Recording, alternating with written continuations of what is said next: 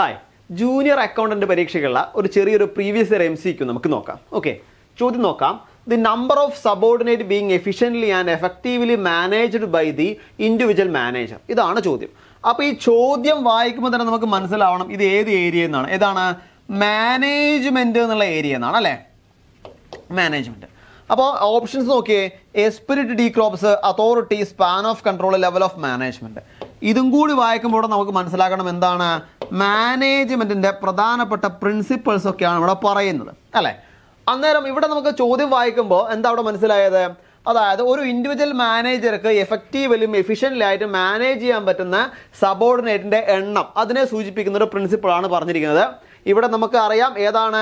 ഇവിടെ സി ആണ് അല്ലേ? സ്പാൻ ഓഫ് കൺട്രോൾ അല്ലേ? ഏതാണ് വരുന്നത്?